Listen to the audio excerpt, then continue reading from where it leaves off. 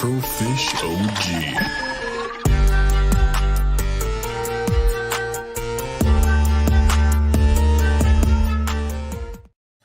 Hey, what is up, everyone? So today it's going to be a little bit different here on Afro and the Scorp. Today I'm actually just by myself.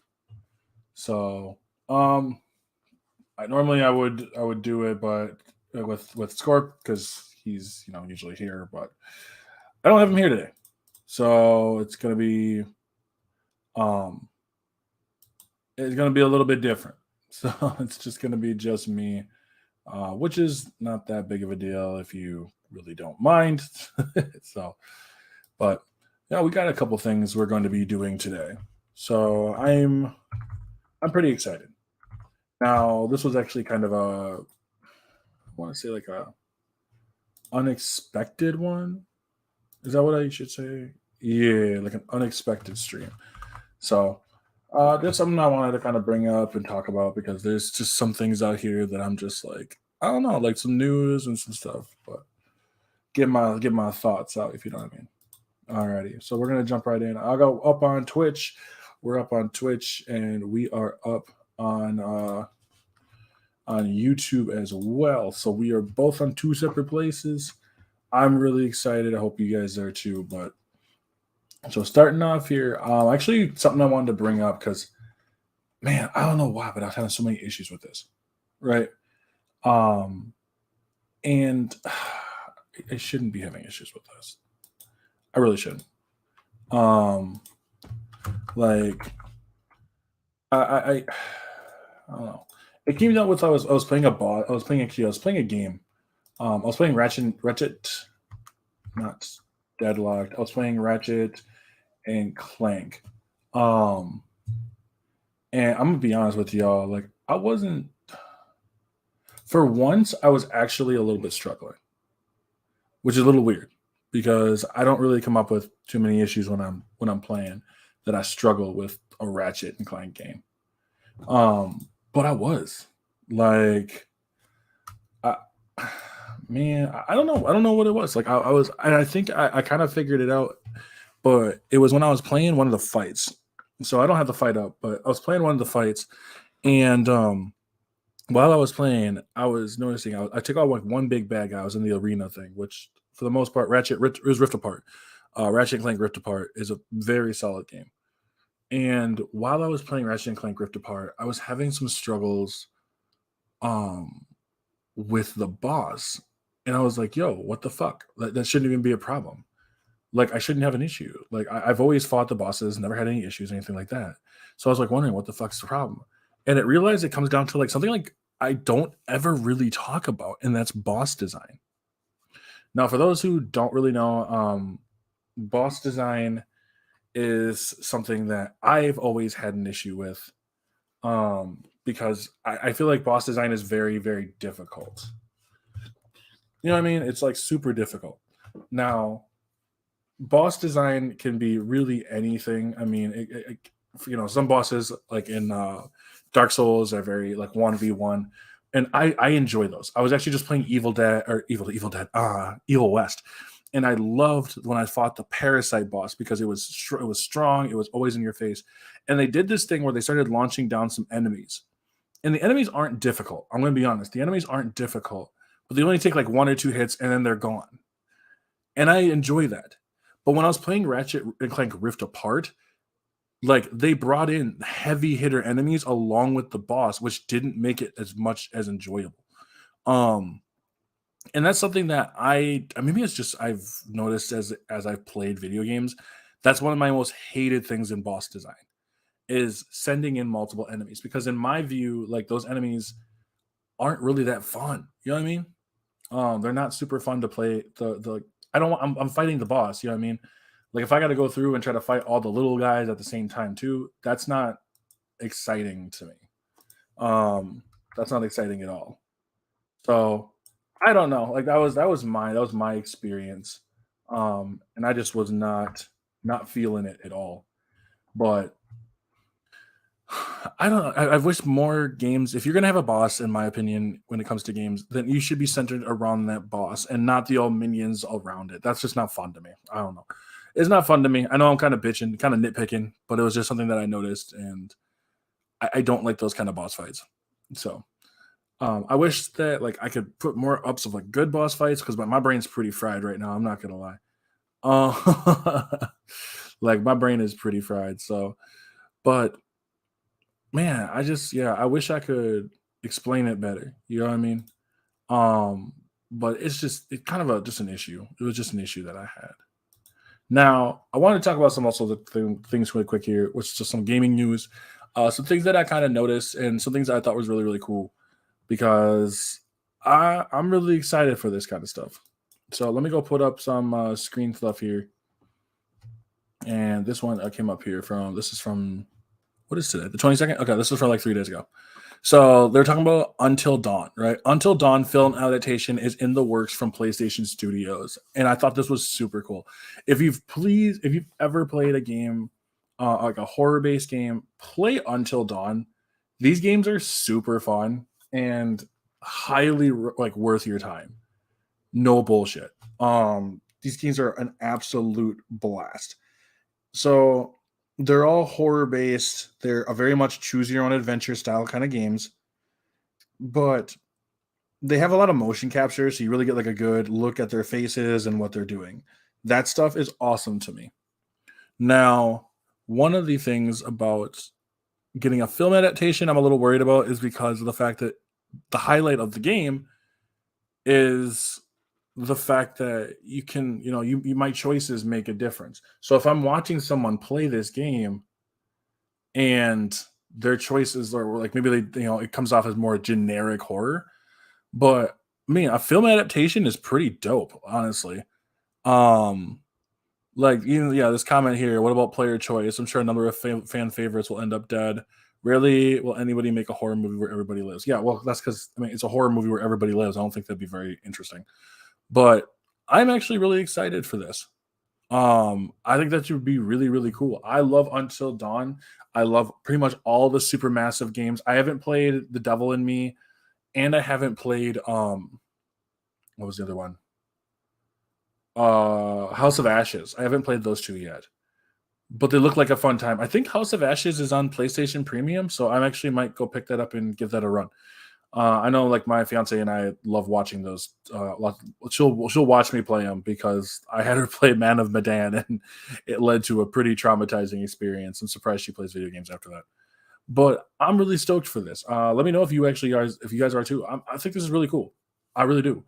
I'm really excited, and like I think it'd be really, really dope. I also heard about this too. So the Minecraft movie. Okay. So this Minecraft is getting a movie. I believe Jack Black. Yeah, Jack Black is going to be in there. This is something I wanted to talk about too. I just kind of forgot about it, and it was going through like, oh man, yeah, Until Dawn. That should be really fun. I think that's super cool. Like Minecraft is getting a movie. I'm surprised it took this long, but they want to avoid an ugly Sonic situation. Well, I mean, here's the thing that's funny to me is that Ugly Sonic did get kind of redeemed in I believe it was the Chip and Dale movie. Um, but yeah, I understand that. I wouldn't want an Ugly Sonic situation either. But Jack Black, I believe, plays Steve. And I don't know about y'all. Jennifer Coolidge is in it. I think that's just gonna be funny. Like, honestly, would I go see a movie based off of Minecraft? I don't know. I think it'd be really weird, but I think it'd be something funny to go watch. Like, take your kids to. You never know; it could have the Mario effect. Um, I don't think it would have the Mario effect, but it could actually have the Mario effect. So that will be definitely an interesting fucking shit. I'll tell you that right now. Another one I wanted to see is another people were talking about was this. So this was big that when it dropped, what is that? Earlier this week, um, Wednesday at 3. So that was this last week Wednesday. So saying that Ubisoft says gamers should get more comfortable not owning their own games. I am not gonna lie to you, this one kind of had me triggered. Um, this one did kind of have me triggered. So PlayStation players feel a fair bit more comfortable with the idea of subscription models, and to a greater extent actually not owning anything that they buy. That right there sounds horrible. Like if I go buy a physical copy game, I own that game. I should own that game. Um the fact that you want to push a subscription service, which of course this is Ubisoft who's talking, so and Ubisoft doesn't have the best relationship with its gamers. Ubisoft pretty much, I mean, I believe Ubisoft was the one that said about why they don't make games with more female characters because they don't sell. Ubisoft is just fucking scum in my opinion. I really don't play much for Ubisoft games, but I just think that like, ah man, like they wanted to get comfortable not owning their own music or their own games. That's so different to me though. Bro, that is so different to me. I don't like that whole concept. I don't. The more like it says it down in here. His main or he but like people have gotten so used to owning the games they play, but they got used to not owning the music or movie collection because people don't buy movies and music like the same way they do video games. Movies at the most are like $25. Like music is like $1 or something. And I mean, depending on if you're not using Spotify, which is basically a radio station in my opinion. If you're not using Spotify, then you're, downloading songs and putting them on certain devices. I still bought those songs or I downloaded them illegally. So his main point, why shouldn't players get comfortable with owning the product they pay for and instead accept the streaming model as a whole? Because streaming models it sounds like a scam. I'm not gonna lie, it sounds like a scam. Dude, I don't know what is up with these fucking developers and these companies feeling like they can just start walking around talking shit as much as they have. Um, between this, like saying shit like this. I remember the Battlefield 5 situation and being like, well, if you don't like it, don't play it. Like you as an exec, you shouldn't be fucking saying that. But getting used to like not wanting to like pay for your own games. Wasn't it GTA's fucking uh uh people or whatever, I forgot who it was, saying that like we should be paying so much an hour for their games? Like what the fuck is wrong with you guys? Like not even kidding. Like what the fuck is wrong with y'all? Like man, I can't imagine playing GTA and being going like a gas station and prepaying to play for like 4 hours. Like that sounds horrible. Like I honestly like as gamers, like as much as I love playing video games and I love being a gamer, dude, these companies need a fucking reality check. But even not like, I've talked about Madden before and Madden having like the whole exclusivity license on it and the amount of shills that just garble down the throats of Madden and being like, well, this game's still fucking great and shit. I'm not gonna lie, like a Madden rant is coming. A Madden rant is coming. I don't try not to do it now. But like, you know, even EA back in the day saying that like single players are dead and live service models are the way to go. Like, it's not. It's not. Like honestly, man, I'm gonna be honest with y'all. Like indie games are gonna be the way to go. They are. Until they start trying to hamper down on them, indie games are gonna be the way to go because holy shit, baskets in a handbag.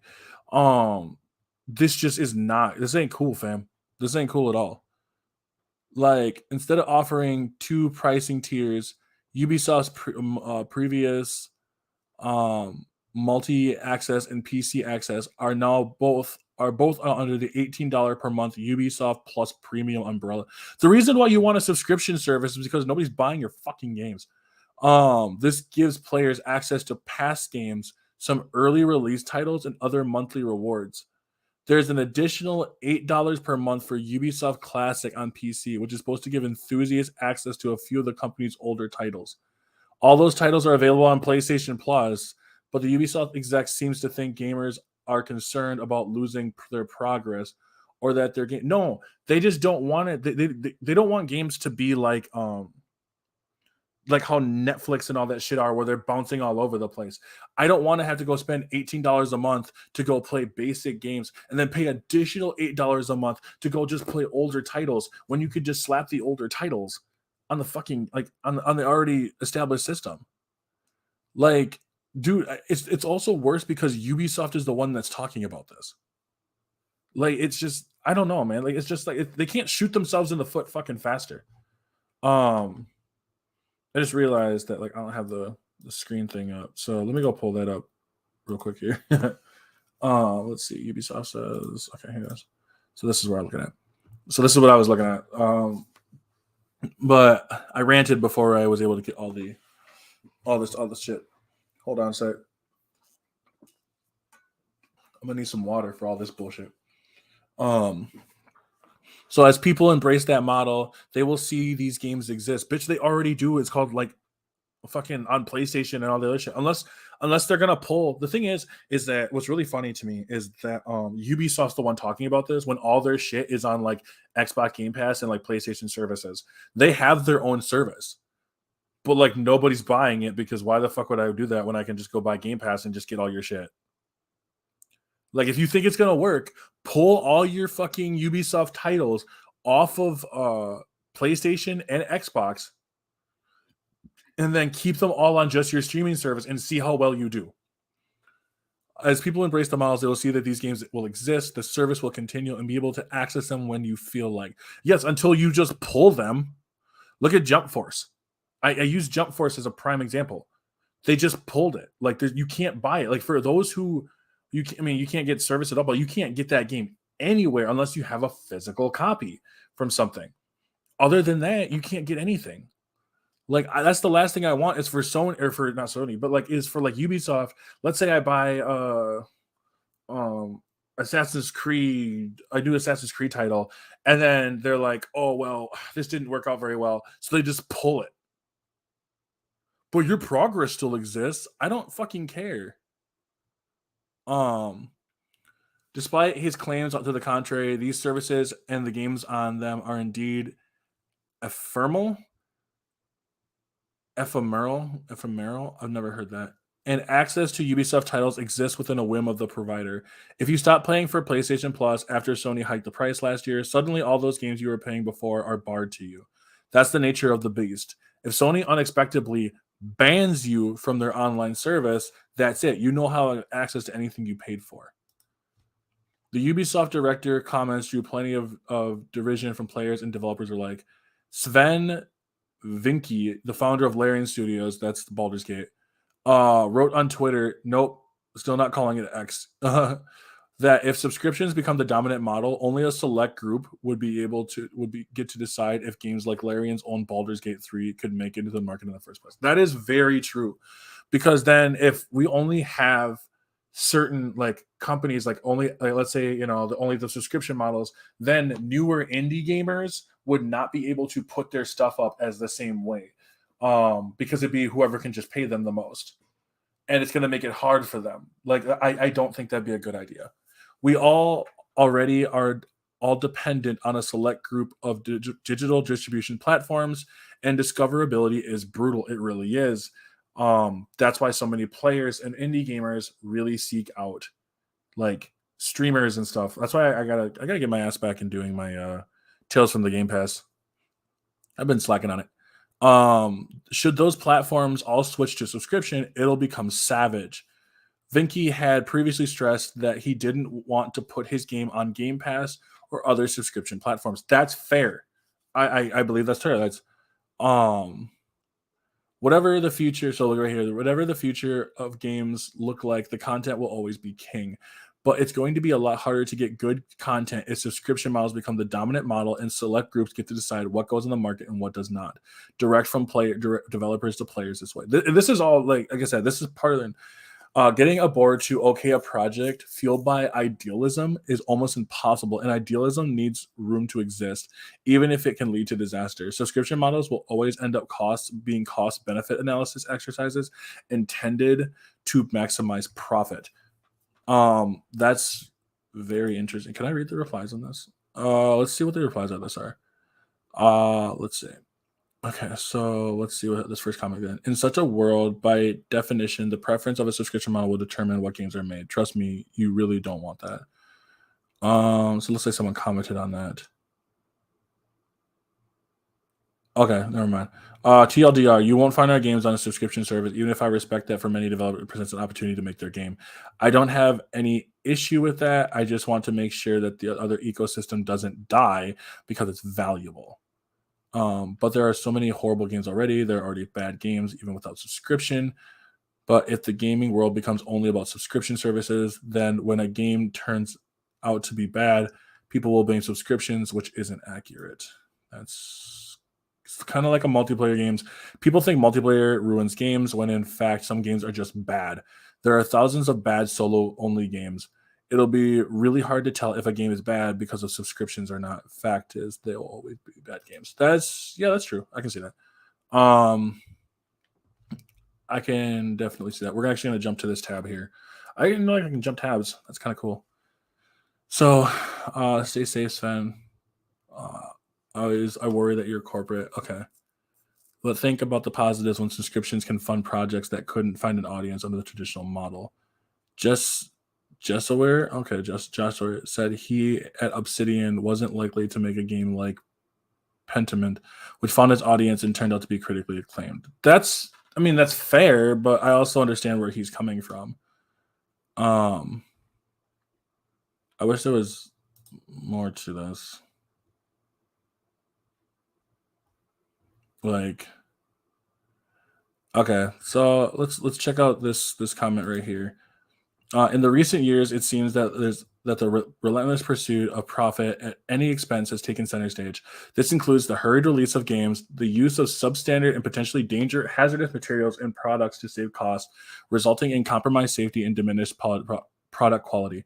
Additionally, numerous IT companies have resorted to extensive layoffs, and there is a growing inclination to substitute human artists with AI in various industries.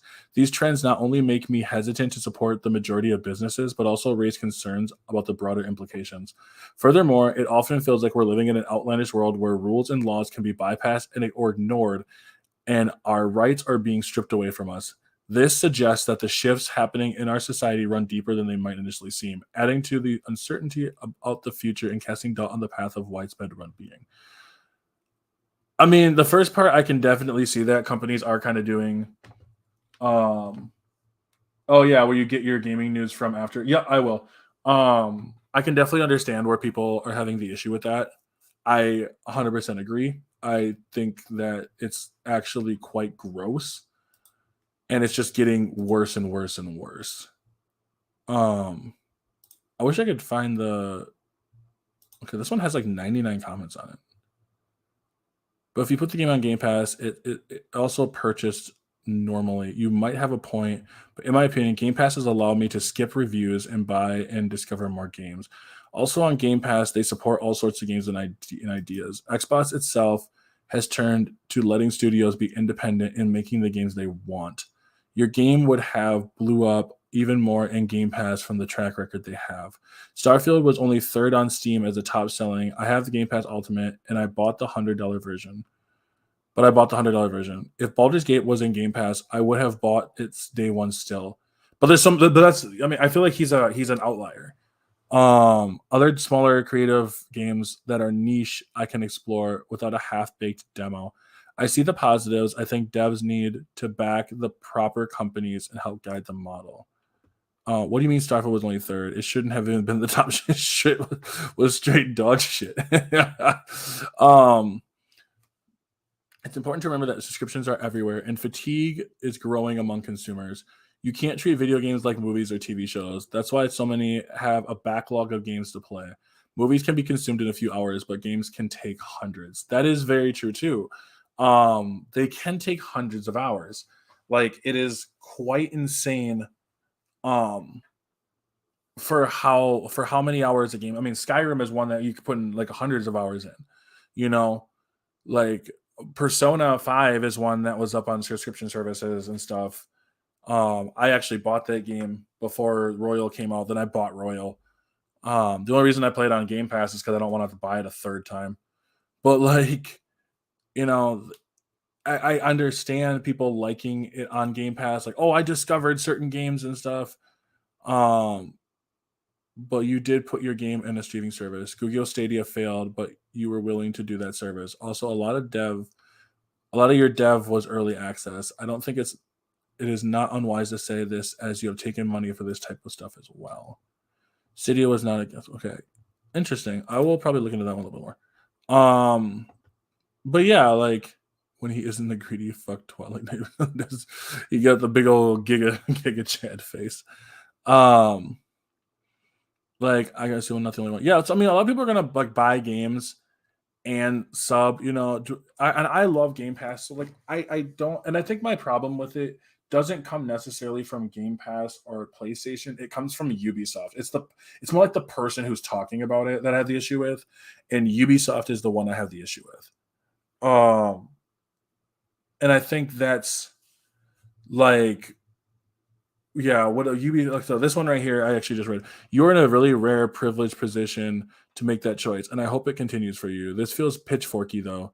What the Ubisoft exec said is dumb, but I can't agree that sub services harm discoverability.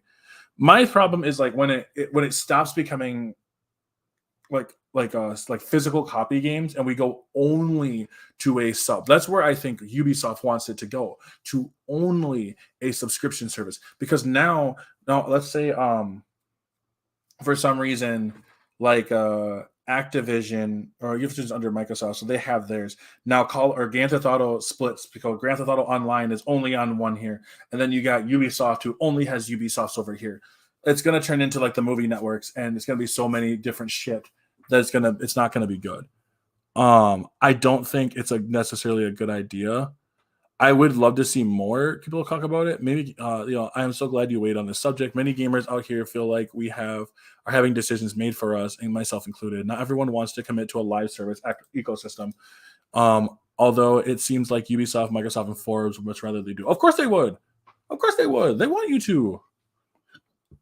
Like they want you to. They want you to sit there on the subscription service. And I'm not saying, like I said, I'm not saying subscription services are bad per se. I think it comes down to the messenger in Ubisoft being one of the arguably the most scummy companies. Um, have a tendency to say shit like this. I mean, with all the shit they did, remember with like what was it, Breakpoint, uh Ghost Recon, Breakpoint, and their broken ass games, and like they just don't have a good track record. I'm sorry, Ubisoft just doesn't. They have Assassin's Creed and Far Cry, which are the big two. But Far Cry, as much as I do enjoy a Far Cry game, like I bought Primal and I actually have a lot of fun with Primal, and I bought 5 and I had a lot of fun with 5. As much as I enjoy those games, yes, I can definitely understand not wanting to have to go pay just to go put on those, you know, um, and saying, "Oh, we want subscription only." Like I couldn't imagine. I just can't. I don't know. I can't get behind it, I guess.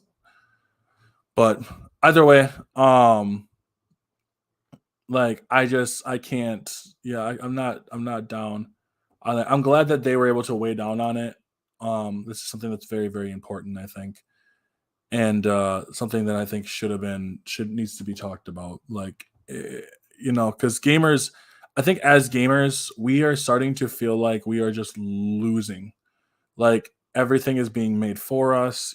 Everything has to have these microtransactions and just get exploited and exploited and exploited and exploited. Remember when EA was said like the loot boxes? Do you guys remember that? When EA was talking about like they had to go to court for like their like gambling or whatever, and they didn't say it was like loot boxes, it was like surprise gifts or some stupid shit. Like imagine how scummy you have to be to try to say that kind of stuff.